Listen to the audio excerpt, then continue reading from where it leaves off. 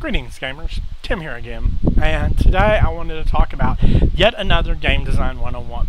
And this one is a little more rambly. I realized it because I shot my first video and then thought maybe I should go make that more coherent. But I want to talk to you about designing a game in a box. Don't do it.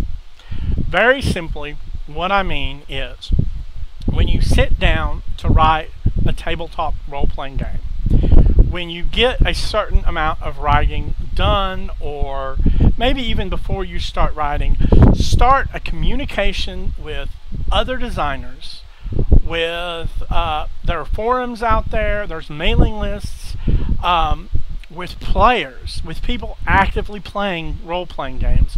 Start talking to them about the kinds of things they want to see, the kinds of things that might interest them, the kinds of problems that they have dealt with in the past. The reason for this is because if you design a game in a box, it becomes stagnant. It becomes this fixed thing, and they're always telling people to think outside the box. But the truth is, we all have our little boxes we put things in. And when we put something in a box, and it doesn't interact with things outside the box, it doesn't get any more functional fluidity, any more input, and it cannot evolve outside the confines it's in. Yesterday, I met with a couple of local gamers who were interested in game design, and I asked them if they had read more games than, you know, the stereotypical D&D. And they said, yes, we know this and this and this. And I thought, good, that's a good place to start. And then they wanted to meet me. And I wasn't quite sure why. And as I was talking to them, I realized they just wanted to meet somebody who'd already gone through this process. And that can be helpful. Because if you know somebody who's gone through this process before, they can, you know, suggest to you how not to write yourself in a corner, how not to put yourself in that box, and how to create something that continues to evolve as you work on it, as it is played, as it is functionally used. And the reason this is important, at least for me, is because if your game is not actively played, if it's not tested, if even if you're not getting feedback from people, you're going to run into the problem of a sort of stagnation of your own ideas. Because no matter how brilliant your ideas are, no matter how brilliant my ideas are, no matter how brilliant the most brilliant writer is, you can fall into that trap where you're repeating the same old ideas you've already done. There are games out there that failed because they were designed in a box. They were not a gaming box, not a nice, fun, shiny package you open with a bunch of stuff in it. But the rules themselves were confined to a very specific box that the writers wanted. And anything outside that specific box was discarded or ignored. And they created a rule set that did not last past its current edition. Now, I'm not going to go into specific games because they've had enough problems heaped on them already. And there are some games that, you know, for luck or whatever, are designed in a box and they hit the community and they still do well. And that's a different issue sometimes, a variety of issues. But the big and most important one that I want to talk about is that game box and getting out of it. Go to other game creators. Go to them online. Go to them on social media. Go to them on forums. If you know them personally, talk to them. Just you know, shoot the business. You know, not the day-to-day business of publishing and stuff, but the day-to-day business of writing. Talk to them about it. Talk to them about their processes. I know I've talked to authors, and the authors say, well, the most important thing you need to do is read.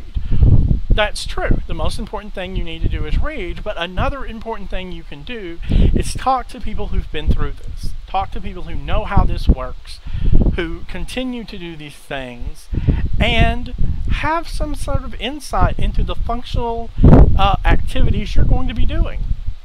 I know, like, for example, today I went and posted on a forum asking if, good Lord, have I written too much?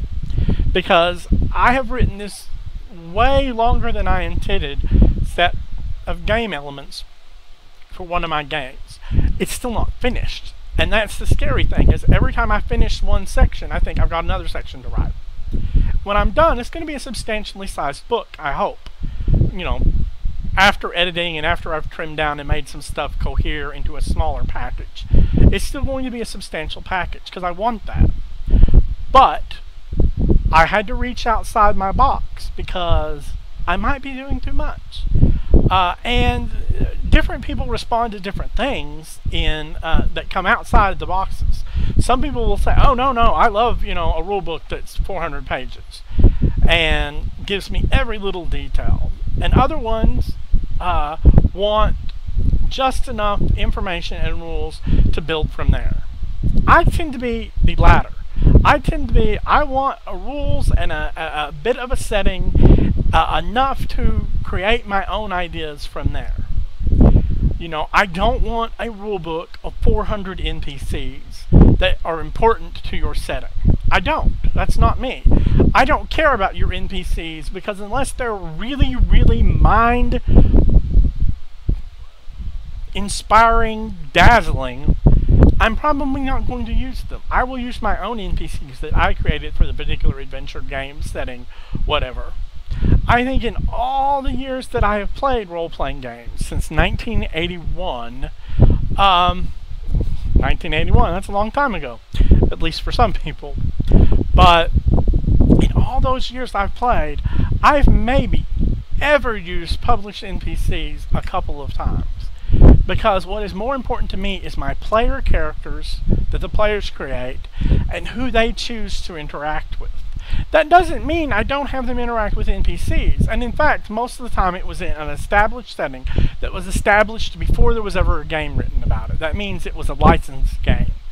And so there was a lot of information on that NPC, and they kind of half expected that NPC to be somebody they could go to in the game, because they know that person exists out of character.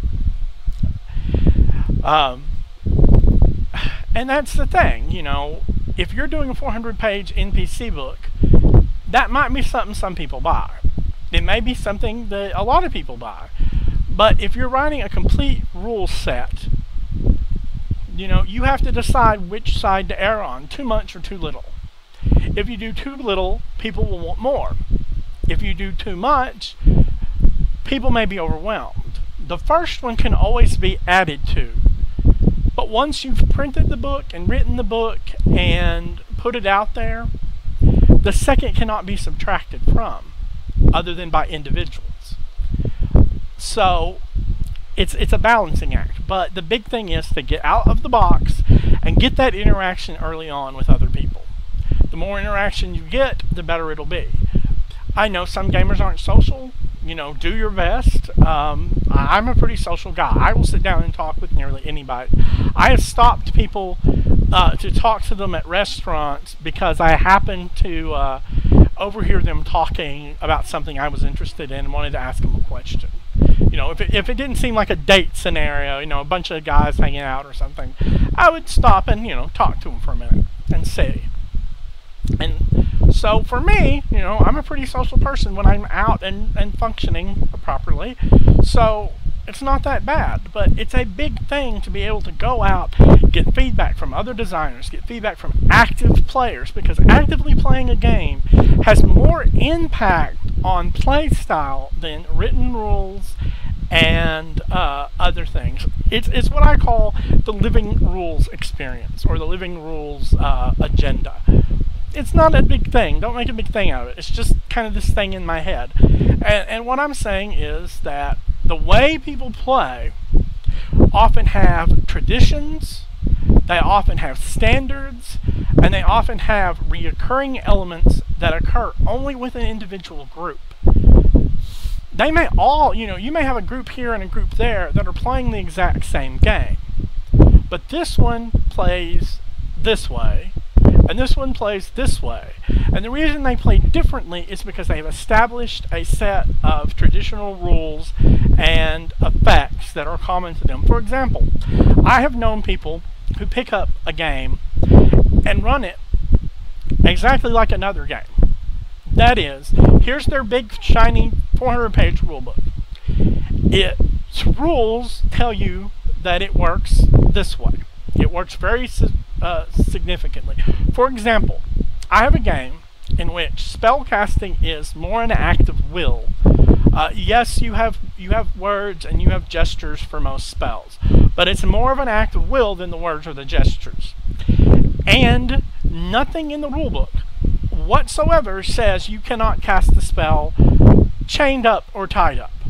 In fact, it suggests, based on some of the spells, because there's some escape spells in the book, if I recall correctly, that all you have to do is be able to do speaking or waving hands. You don't have to necessarily do both. And that kind of depends on how you learn the spell. So somebody who was tied up but not gagged could cast a spell that could free them from their being tied up or being chained up.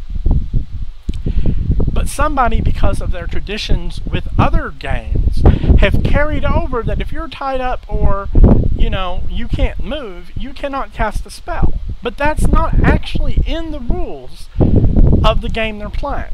And that is the living agenda, the carrying over of a tradition, a heritage of play that carries from game to game to game to game to game. It's just like I have played games with people who didn't allow spellcasters to wear armor at all.